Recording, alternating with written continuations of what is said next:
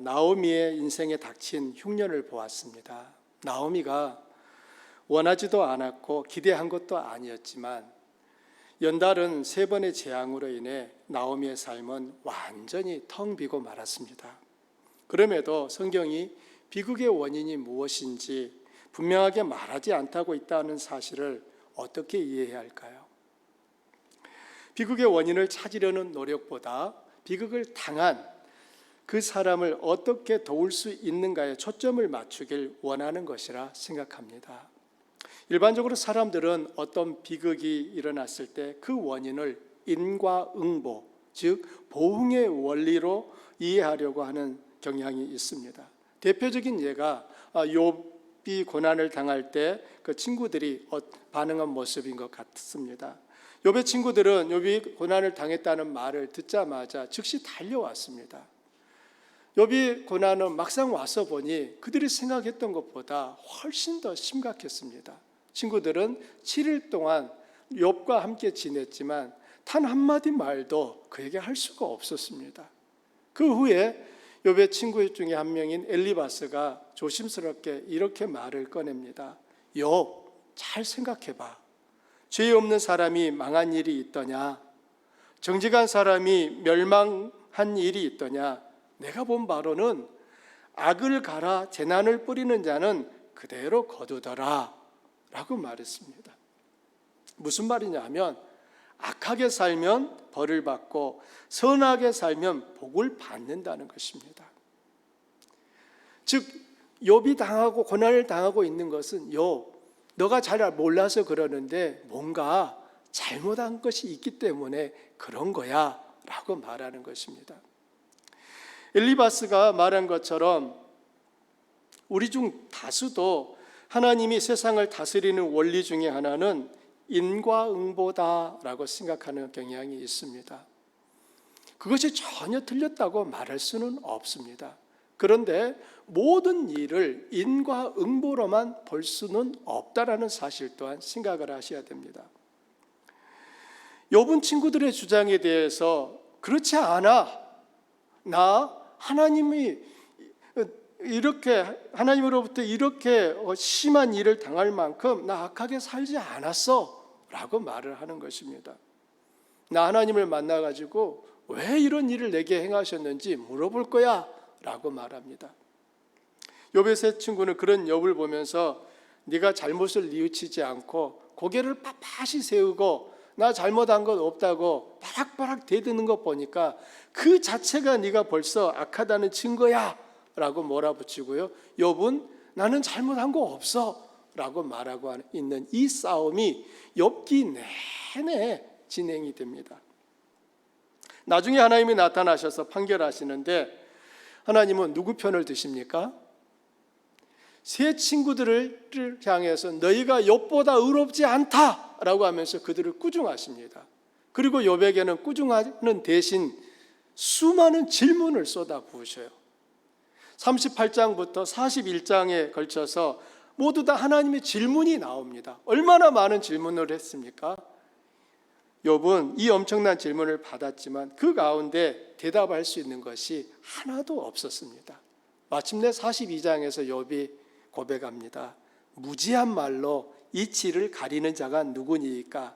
나는 깨닫지도 못한 일을 말하였고 스스로 알 수도 없고 헤아리기도 어려운 말을 하였나이다.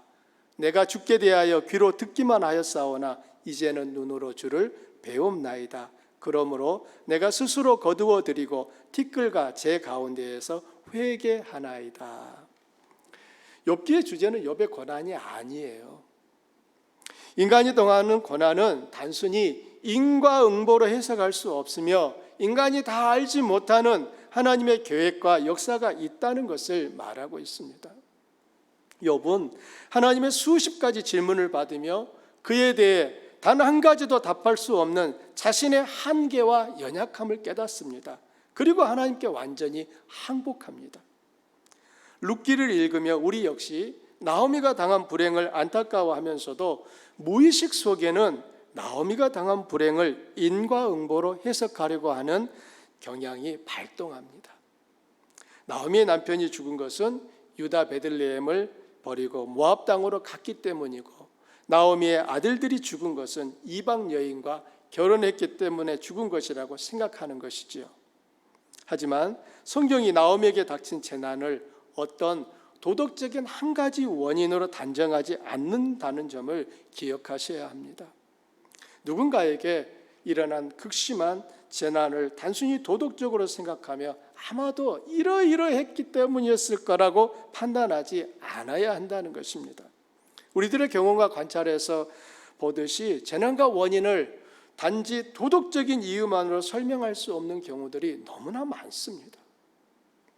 악인이라고 생각되는 사람은 오히려 하는 일마다 잘 되고 성공하는 데 반해, 의인은 죽도록 고생하고 하는 일은 안 되고 어려움을 겪으며 몸은 병으로 고통받는 것을 봅니다. 어떤 사람은 몇억 원을 도박장에서 룸사롱에서 탕진하고도 멀쩡하게 살아있는데, 어떤 사람은 월세로 올려줄 50만 원이 없어서 자살합니다. 세상을 살다 보면 이해되지 않는 수많은 일들이 있습니다. 그러므로 인생의 흉년을 만난 사람을 보면 왜 그런지 원인을 가르쳐 주려고 하지 마시고, 단지 그의 곁에서 아무 말 없이 함께 있어주는 태도가 필요합니다. 그것이 수만 마디의 말보다 더 큰 위로가 됩니다. 여러분, 인간에게 있어서 불치의 병이 뭐죠? 암, 에이즈 이런 것들을 생각합니다. 그런데 암이나 에이즈보다도 더 오래되었고 더 심각한 병이 있습니다. 그 병은 아체병이라고 합니다. 아는 채 하는 병이에요. 아는 채 하는 병. 이 병은 어떤 약과 처방으로도 고쳐지지 않습니다. 나이가 들어서 좋은 것 중에 하나는 내가 모르는 것이 많다는 것을 알게 되는 것입니다. 젊을 때는 이것도 알고 저것도 알고 모르는 것이 없습니다. 그래서 누가 말만 꺼내면 그것은 이래서 그런 거고 저것은 저래서 그런 거야 라고 답을 제시했습니다. 하지만 세월이 흐르면서 자기가 맞다고 주장하고 확신했던 수많은 일들이 틀렸다는 것을 알게 되며 이제는 함부로 말하지 않게 됩니다. 나는 맞고 너는 틀리다는 주장이 줄어듭니다. 나도 맞고 너도 맞아 라든지 내가 틀렸고 네가 맞아 라고 인정하게 됩니다. 그래서 나이가 들면 너그러워지는 것입니다. 간혹 아직도 나이든 철없는 분들은 여전히 나는 맞고 네가 틀렸어 라고는 생각을 굽히지 않습니다. 여러분은 어느 쪽이신 것 같습니까? 나이든 철없는 분이신가요? 아니면 나이든 철든 분이신가요? 오늘은 선택에 관해서 살펴보려고 합니다. 어린 시절에 드렸던 선택에 관한 기억에 남는 광고 문구가 하나가 있습니다. 순간의 선택이 10년을 좌우합니다. 그리고 나서 그 회사 이름이 짠 나오죠. 그 광고는 참 잘 만드는 광고였던 것 같아요. 지금으로부터 거의 한 40-50년이 지났는데도 제가 그것을 기억하고 있는 거 보면 그 문구를 만드신 분은 탁월한 분이셨던 것 같아요. 지금은 그 기업이 굉장히 큰 굴지의 기업이, 세계적인 기업이 되었지 않습니까? 본문에는 세 사람이 등장하는데요. 각 사람이 선택을 하고 그 선택의 결과는 그 사람의 인생의 중요한 전환점이 됩니다. 세 사람의 선택을 보며 우리는 우리 자신의 선택의 기준을 올바르게 세우는 지혜를 얻으시기를 바랍니다.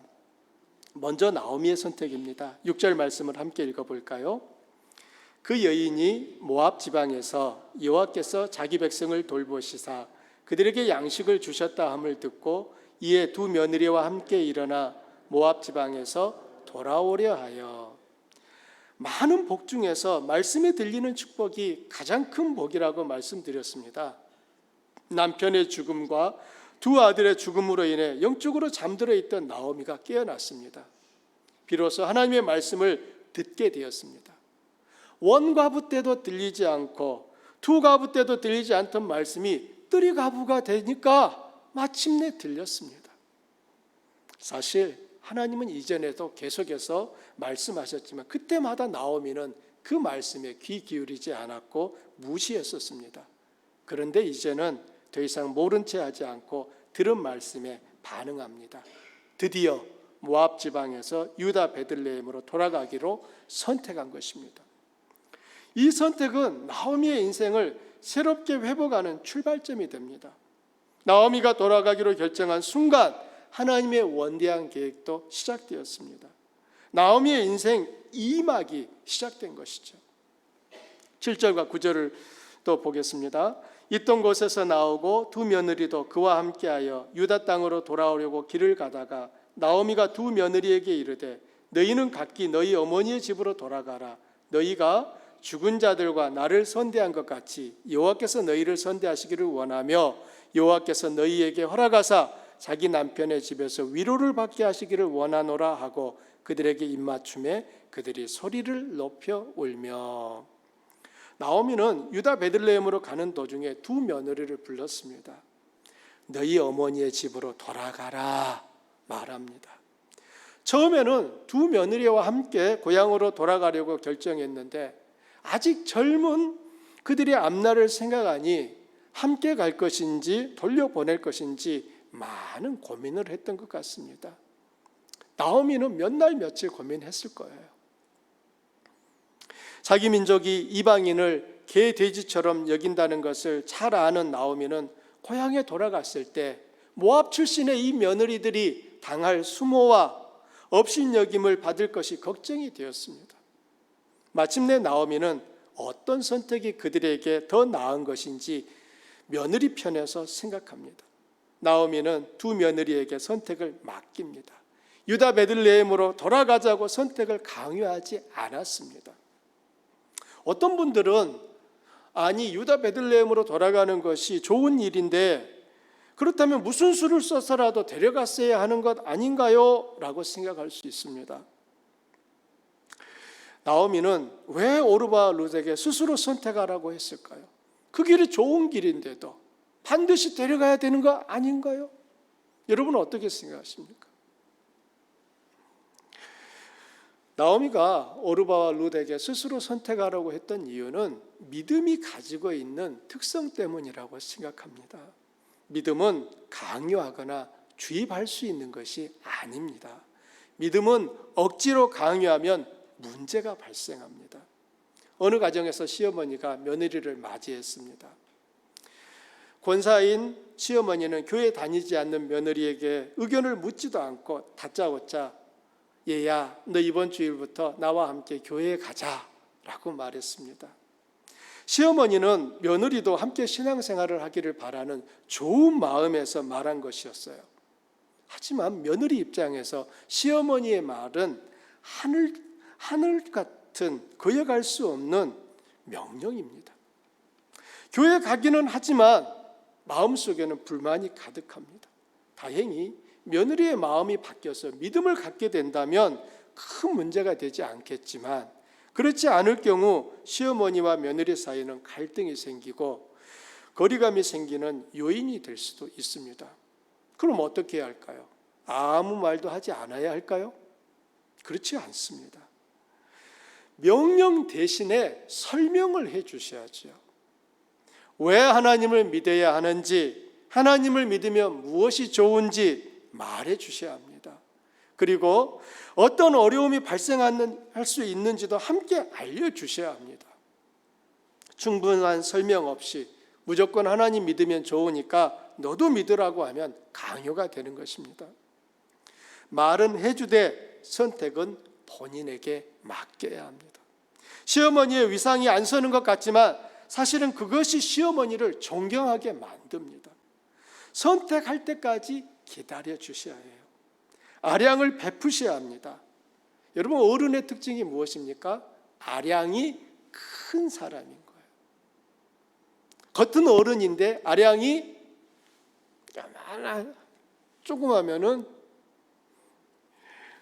어른이 아닐 수도 있어요. 여러분 믿음은 강요해서 생기지 않습니다. 강요하면 교회에는 데려갈 수 있겠지만 믿음을 갖는 것이 목적이라면 설명하고 설득하고 선택하도록 기다리셔야 합니다. 시간이 필요해요. 쉽지 않습니다. 어려워요. 그래도 그렇게 하셔야 합니다. 중세시대의 십자군은 기독교 신앙을 받아들이지 않는 이교도들을 죽이라고 했습니다. 이슬람교 역시 한 손에는 꾸란을 들고 다른 한 손에는 칼을 들고 이슬람교를 믿으라고 강요했습니다.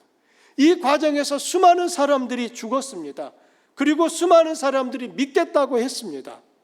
하지만 기독교도 이슬람교도 둘 다 문제가 되었습니다. 강요하면 거짓 신자는 만들어질지 몰라도 참 신자는 나오지 않습니다. 이 사실이 중요한 거예요. 하나님이 우리에게 바라시는 것은 이리저리 수많은 사람을 교회에다 갖다 채우는 게 아니에요. 하나님이 바라시는 것은 참된 하나님의 사람들을 찾으시는 것입니다. 따라서 믿음의 선한 본을 보여주셔야 되고 그 믿음을 따라 살아가는 삶이 어떤 것인지 그들에게 나타내셔야지 위협하고 협박해서 그들을 교회까지 데려온다고 믿음이 그들 안에 생겨나지는 않는다는 사실입니다. 두 번째는 오르바와 룻의 선택을 볼 수 있습니다. 10절을 함께 읽으실까요? 나오미에게 이르되 아니니이다. 우리는 어머니와 함께 어머니의 백성에게로 돌아가겠나이다 하는지라. 돌아가라는 나오미의 말에 두 며느리는 돌아가지 않겠다고 대답합니다. 우리는 어머니와 함께 어머니의 백성에게로 돌아가겠습니다. 참으로 착한 며느리들이에요. 아들을 두신 어머님들은 이런 며느리들을 얻으시는 은혜가 있으시면 좋겠습니다. 이미 며느리를 얻으신 가정에는 하나님이 그 며느리들에게도 은혜를 주셔서 이런 며느리들이 되면 좋겠습니다. 유대인들이 이방인을 또 더욱이 여자를 어떻게 대우하는지 알면서도 시어머니 혼자 보내는 것이 도통 마음에 걸려서 그 모든 어려움을 감당하겠다고 하고 있습니다. 나오미는 그런 며느리를 내 딸들이라고 부릅니다. 11절, 12절, 13절에서 세 번이나 반복해서 내 딸들아 라고 부르고 있습니다. 나오미와 두 며느리의 친밀한 관계가 느껴집니다. 8절에서 나오미는 두 며느리가 그동안 그녀에게 어떻게 대했는지 짧지만 분명하게 말합니다. 너희가 죽은 자들과 나를 선대한 것 같이 여호와께서 너희를 선대하시기를 원하며. 여기 선대라는 단어가 나오는데요, 룻기를 읽으면서 꼭 기억하셔야 될 중요한 단어가 선대입니다. 이 선대라고 번역된 히브리어는 헤세드예요. 뒷부분에 가서 2장에 보게 되면 이 선대를 또 인애라고 번역하기도 합니다. 헤세드의 의미는 같은 공동체에서 약한 자가 공궁에 처했을 때 강한 자가 자발적으로 약한 자에게 보이는 충성과 사랑을 의미합니다. 흥미롭게도 룻기에는 하나님의 모습이 구체적으로 드러나지 않습니다. 여러분 룻기를 읽어보셔서 아시겠지만 룻기에 하나님이 어떤 모습으로 그려지고 있습니까? 다른 많은 성경에서 하나님은 전능하신 분으로 등장합니다. 기사와 표적과 능력을 나타내십니다. 구름 속에서 불 속에서 그 백성들에게 말씀하십니다. 그런데 룻기에는 그런 모습이 하나도 보이지 않습니다. 룻기가 그리는 하나님은 전능한 능력으로 자기 백성들의 메마른 삶을 풍요롭게 바꾸지 않으십니다. 나오미의 무너진 삶을 다시 일으키고 회복시키는 것은 하나님의 전능한 손이 아니라 헤세드를 실천하는 하나님의 사람들을 통해서입니다. 하나님은 룻기를 통해 그분의 백성들에게 내가 너희에게 헤세드를 베푼 것처럼 너희들도 서로를 향해 헤세드를 실천해야 한다고 말씀하시는 것입니다. 하나님이 우리에게 주한 공동체에게 기대하시는 것도 똑같습니다. 내가 너희에게 헤세드를 베푼 것처럼 너희들도 서로 헤세드를 나타내고 실천하라는 것입니다. 요한복음에서 예수님은 제자들에게 너희가 서로 사랑하면 너희가 내 제자인 줄 알리라 라고 말씀하고 계시죠. 제자들에게 너희가 서로 사랑해야 된다고 말씀하셔요. 그게 새로운 계명이라고 말씀하셔요. 그런데 너희가 서로 사랑해야 되는 이유를 그 앞에서 뭐라고 하시냐면은 내가 너희를 사랑한 것처럼 너희도 서로 사랑하라고 말씀합니다.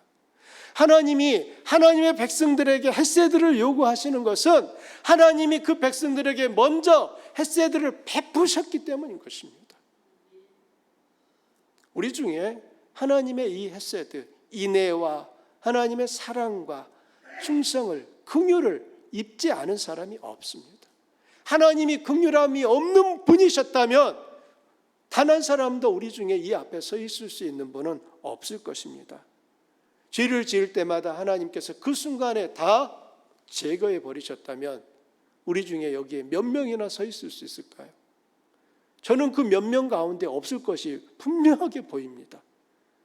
하나님의 인애가 없었다면 우리 모두는 이 자리에 설 수 없는 사람들인 것입니다. 하나님은 헤세드를 실천하는 사람들을 칭찬하시고 높여주십니다. 반면에 하나님으로부터 헤세드를 받았으면서도 헤세드를 나타내지 않는 사람들은 악하다고 책망하시는 거예요. 악하다고 하셔요. 누가복음에 보게 되면은 부자와 거지 나사로의 이야기가 나옵니다.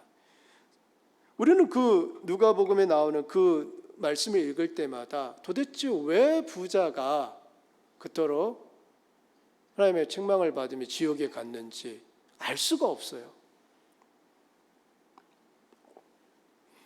자기가 벌어서 자기 돈으로 열심히 호의호식하며 살았는데 그것이 큰 잘못입니까? 남의 것을 훔친 것도 아니잖아요. 줘야 될 것을 주지 않은 것도 아니잖아요. 왜 그런데도 하나님께서는 그를 지옥에 간 모습으로 묘사하고 있느냐 말입니다. 그는 하나님께 받은 헤세드를 실천하지 않은 대표적 인물이기 때문입니다.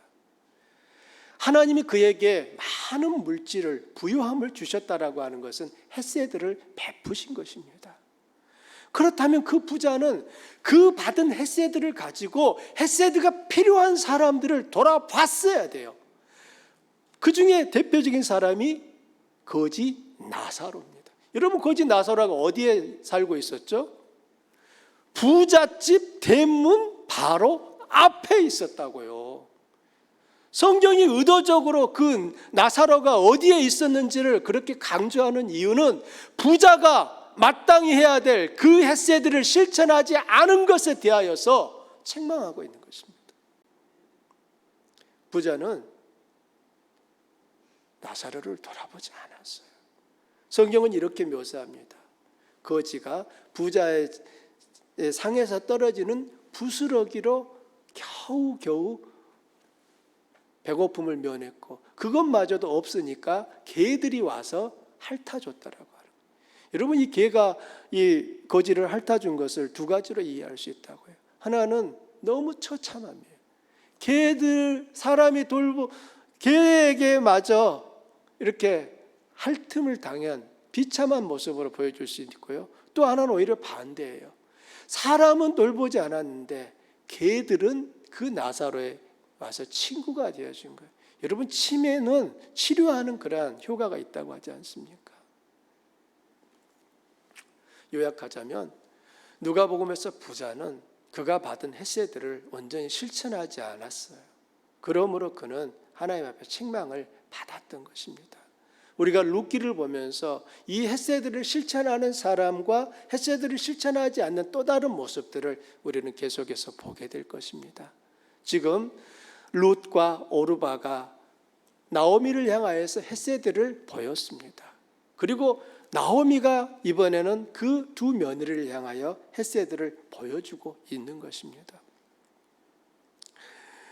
나오미는 자신에게 헤세드를 베푼 며느리들을 진심으로 염려하고 배려합니다. 11절부터 13절을 함께 읽으실까요? 나오미가 이르되 내 딸들아 돌아가라. 너희가 어찌 나와 함께 가려느냐?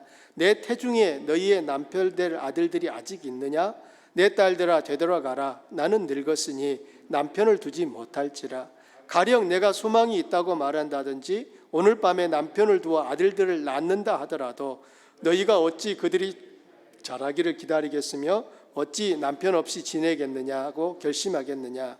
내 딸들아, 그렇지 아니하니라. 여호와의 손이 나를 치셨으므로 나는 너희로 말미암아 더욱 마음이 아프도다. 앞에서는 룻과 오르바가 나오미에게 베푼 헤세드가 묘사되었다면 여기서는 룻과 오르바에 대한 나오미의 헤세드가 보이고 있는데요. 나오미는 두 며느리에게 돌아갈 이유를 지금 쭉 앞에서 말했습니다. 이게 무슨 말인지 우리는 잘 이해가 안 돼요. 그런데 이 말씀을 이해하려면 이스라엘 민족 가운데 있었던 하나의 풍습을 기억하셔야 돼요. 계대 결혼이라고 하는 제도가 있었습니다. 이스라엘 사회는 이 계대 결혼을 통해서 기업 물음의 책임을 담당했습니다. 기업 물을 자를 부르는 히브리어가 고엘입니다. 얼마 전에 우리 전 집사님께서 설교 시간에 원어 쓰는 것에 대해서 우려를 표시하셨는데 이 룻기를 다루다 보니까 이게 본의 아니게 이 원어에 대한 부분들을 말씀을 드릴 수밖에 없는 것 같아요. 고엘 또는 헤세드 그 외에 이제 더 쓰지 않을게요. 근데 이 고엘이라고 하는 부분이 있는데요. 근데 저는 우리 전 집사님 말씀 참 좀 그때 들으면서 감사했거든요. 그건 제가 생각하고 있는 것과 똑같거든요. 설교 시간에 목사가 해야 될 중요한 일 중에 하나는 성도님들이 말씀을 잘 이해하시게 도와드린 거예요. 단지 성도님들에게 나 이만큼 알고 있어 자랑하는 건 아니거든요. 그래서 제가 이 가급적 원어를 쓸 때에는 그 의미를 보다 더 잘 이해하시도록 돕기 위해서 말씀드리려고 하는 것이지 절대 제가 여러분보다 더 많이 알고 있어요 말하려고 하는 것은 아니에요. 이 고엘이라고 하는 말이 히브리어는 기업 모를 자예요. 우리 성경에는 고엘이라고 룻기에는 나오지 않아요. 기업 모를 자다라는 표현으로 나와요. 그런데 히브리어 성경을 보게 되면 기업 물을 자라고 되어 있는 게 아니라 고엘이라고 적혀 있어요. 의미가 같은데 그렇다면 우리가 이 룻기를 이해하실 때 기억해야 될 두 개의 단어가 헤세드하고 고엘인 거예요. 이 두 개가 룻기 전체를 이루고 있는 뼈대가 됩니다. 룻기를 이 고엘이라고 하는 이 기업 물을 자의 책임은 크게 세 가지가 있는데요. 첫 번째는 가족의 재산을 다시 회복하거나 유지하는 책임이 있습니다. 가족의 재산을 다시 회복시켜 주거나 유지해야 되는 책임. 두 번째 책임은 가난 때문에 몸이 팔린 친족을 다시 되사와야 되는 책임이 있어요. 세 번째 책임은 억울하게 죽임을 당한 형제의 원수를 대신 갚아주는 이 피해 보수자의 역할을 해야 되는 책임이 있었습니다. 이게 바로 고엘의 책임이었던 거예요. 즉 친족 중에 어떤 사람이 노예가 되었거나 가난해졌어요. 그러면 공경에 빠진 그 사람을 가장 가까운 고엘이 찾아가서 어려움에서 구해내야 하는 것이었습니다. 만일에 고엘이 그 책임을 다하지 않는다면 그는 부끄러움과 수치를 당하게 되어 있었습니다. 이게 바로 이스라엘 사회에 흐르고 있는 하나의 이 고엘 제도였습니다. 예를 들면 여러 형제가 있는데 만일 마지가 장가를 들었다가 아들을 낳지 못하고 자식 없이 죽으면 그 다음 동생이 형수와 동침하여 자식을 낳아서 죽은 형의 이름으로 기업과 가문을 잇도록 했습니다. 만일 둘째 동생도 형의 아내와 동침했는데 자식을 낳지 못하고 죽으면 셋째 동생이 그 책임을 이어야 했습니다. 여러분 조심스럽게 생각을 하셔야 돼요. 지금 우리가 살고 있는 문화와 관습 안에서는 이들이 하고 있는 행동이 이해가 안 돼요. 너무 심한 거 아니야? 어떻게 형의 아내를 동생이 또 그 동생이 죽었다고 해서 그 동생이 동침하면서 이렇게 자식을 낳아줘? 굉장히 이거 좋지 못한 모습 아니야? 라고 생각할 수 있는데 아니에요. 왜 그랬는지를 아셔야 됩니다. 고대 사회에서 여자는 가장 큰 버팀목, 울타리가 누구일까요? 남편인 거예요. 지금도 마찬가지지만 그 시대에는 여자는 숫자에도 세지를 않았어요. 그런 세계에서 남편이 없어져 버린 아내는, 여자는 살 길이 막막한 겁니다. 더군다나 자식도 없어요. 어떻게 그 여자가 삽니까? 남편 없이 남겨진 불쌍한 여인의 인생을 돌보고 죽은 자의 가문이 사라지지 않도록 하기 위해서 만들어 놓은 사회적 안전망이 바로 이 계대 결혼이었습니다.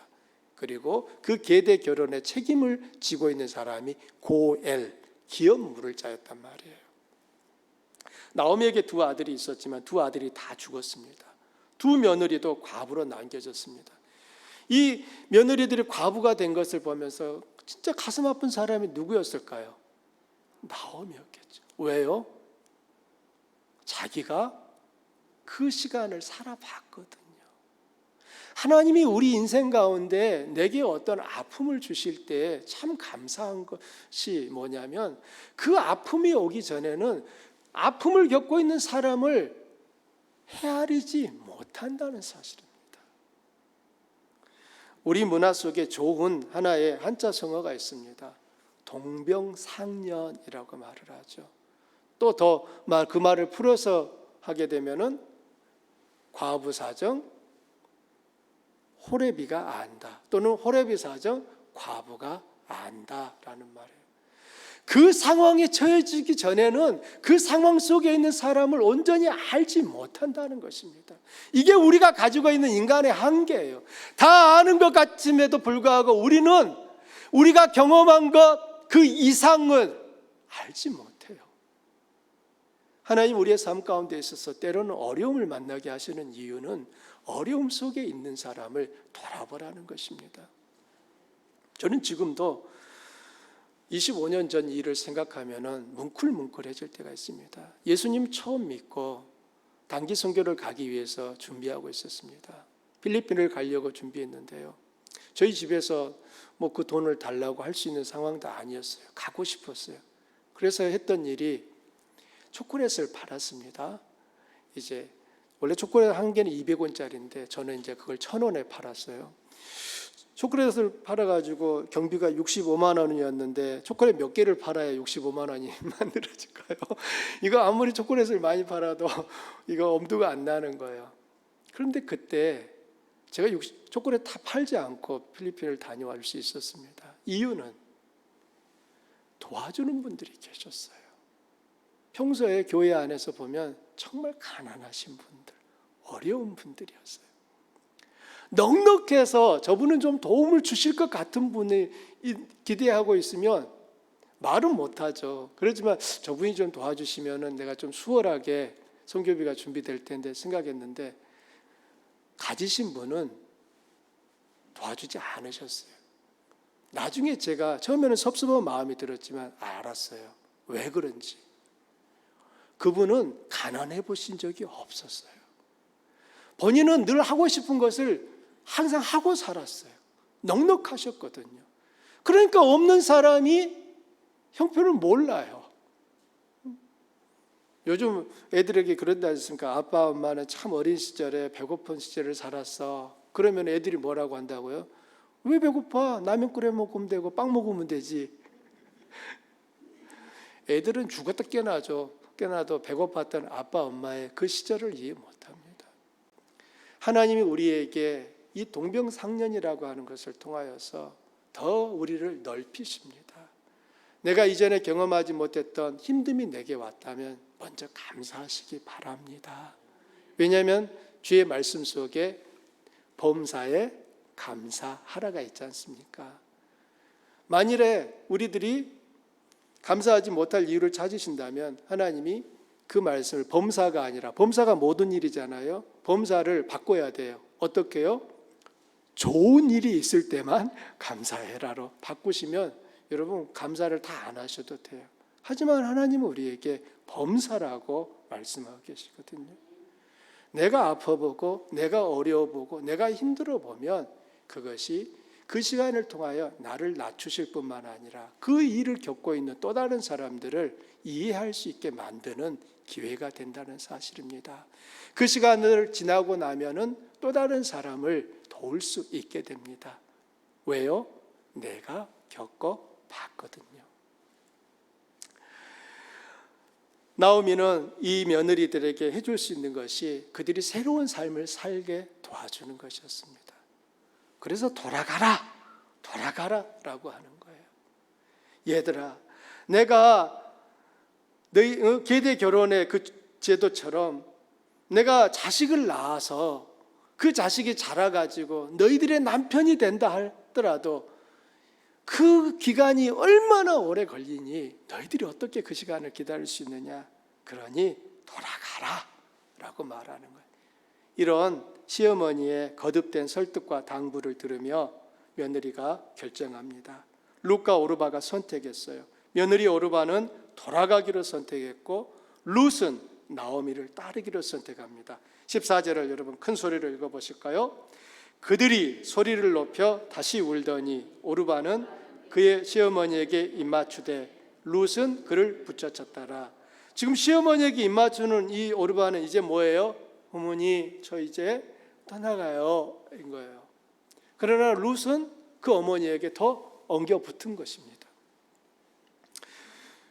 우리는 오르바가 돌아간 것을 비난할 수 없습니다. 비난해서도 안 됩니다. 오르바가 먼저 떠나겠다고 하지도 않았어요. 나오미가 돌아가라고 설득했죠. 나오미를 따라간다라고 하는 것은 앞으로 그 인생에게 어떤 삶이 펼쳐질지 다 보여요. 이방 땅에서 겪을 그 수모와 남편 없이 평생 과부로 지내야 될 그 아픔이 그들 앞에 남아있는 것입니다. 이런 상황에서 그들이 나오미를 떠난다고 해서 비난할 사람이 그리 많지 않을 것입니다. 남편 없이 산다라고 하는 것은 가난을 벗어날 방법이 없다는 거예요. 오르바는 떠났고 룻은 남았습니다.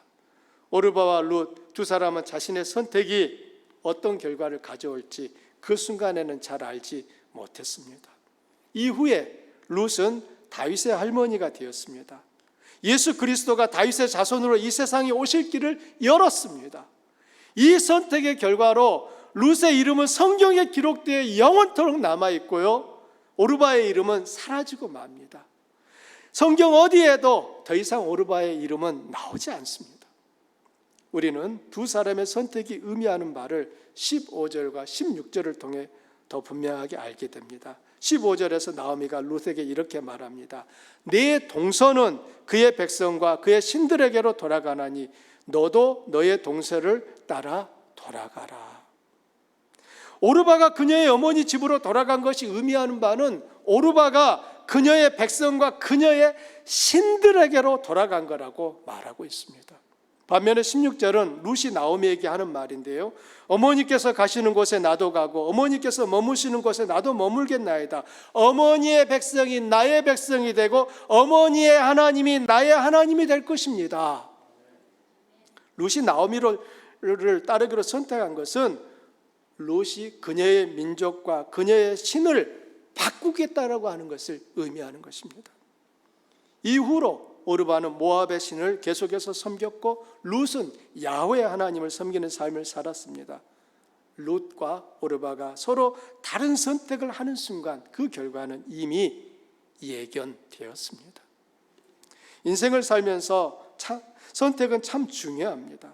인생은 선택의 연속이라고도 합니다. 어떤 선택은 잘한 것도 있고 어떤 선택은 잘 못한 것도 있습니다. 사람들은 저마다 기준을 가지고 선택을 합니다.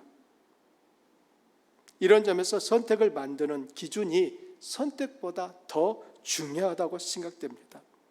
엘리멜렉과 나오미도 모압을 선택할 때 어떤 기준을 따라 결정했을 것입니다. 그들의 선택 기준은 무엇이었을까요? 아브라함의 조카 롯처럼 그들의 눈이었습니다. 창세기 13장은 롯의 선택 기준을 이렇게 묘사합니다. 여러분 이 말씀을 함께 읽어보실까요? 이에 롯이 눈을 들어 요단 지역을 바라본즉 소알까지 온 땅에 물이 넉넉하니 여호와께서 소돔과 고모라를 멸하시기 전이었으므로 여호와의 동산 같고 애굽 땅과 같았더라. 롯의 선택 기준을 눈이라고 말하고 있습니다. 눈으로 바라본 그 요단 지역 소돔과 고모라가 너무너무 좋았어요. 최적의 장소였습니다. 여기서 눈은 육신의 눈을 말하는 것으로 보이는 현상, 상황, 환경을 뜻합니다. 롯이 자신의 세속적인 욕망과 경험을 따라 그 같은 선택을 했다는 것입니다. 반면에 아브라함의 선택 기준은 하나님의 말씀이었습니다. 창세기 13장은 동일하게 이와 같이 말합니다. 롯이 아브라함을 떠난 후에 여호와께서 아브라함에게 이르시되 너는 눈을 들어 너 있는 곳에서 북쪽과 남쪽 그리고 동쪽과 서쪽을 바라보라. 보이는 땅을 내가 너와 네 자손에게 주리니 영원히 이르리라. 아브라함도 눈을 들어 사방을 바라보았습니다. 롯도 눈을 들어 요단 지역을 바라봤습니다.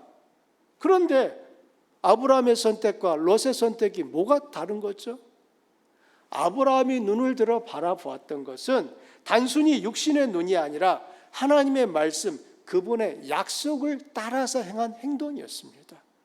하나님께서 아브라함에게 오셔서 말씀하신 거예요. 너는 눈을 들어 동서남북을 바라봐라 라고 해서 아브라함의 눈을 들어 동서남북을 바라본 것입니다.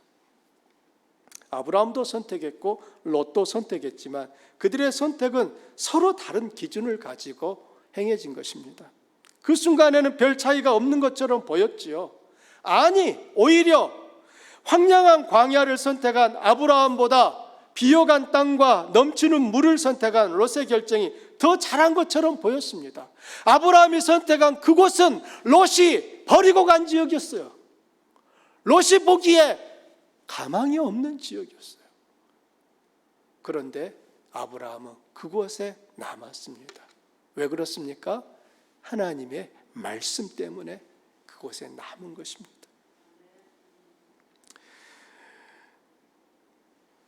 선택의 결과는 크게 달랐습니다. 수천 년이 지난 오늘까지도 아브라함은 수많은 사람들이 닮고 싶은 모델이 되었지만 롯을 모델로 삼겠다는 사람은 없습니다. 말씀의 결론입니다. 인생을 살면서 우리들도 선택합니다. 한 번, 두 번의 선택으로 그치지 않고 수많은 선택을 하며 삽니다. 그때마다 우리들은 기준을 가지고 선택했으며 앞으로도 선택할 것입니다. 우리들은 무엇을 선택의 기준으로 견고히 붙잡아야 할까요? 선택은 우리 삶의 한 부분이지만 선택의 결과는 우리 인생에 막대한 영향을 끼칩니다. 하나님의 말씀을 선택의 기준으로 삼는 것이 미련해 보이고 잘못한 것처럼 보일 때도 있습니다. 하나님과 그분의 말씀을 따르면 세상에서 낙오자가 될지도 모른다는 생각과 두려움이 오기도 합니다. 그러나 선택의 기준을 하나님의 말씀 위에 세운 인생은 결코 후회하거나 실패하지 않습니다. 선택해야 할 매 순간마다 하나님을 기쁘시게 하는 것이 무엇인지, 그분의 이름을 높여 드리는 것이 어떤 것인지를 기준으로 삼는 지혜로운 인생을 사시기를 축복합니다. 아멘.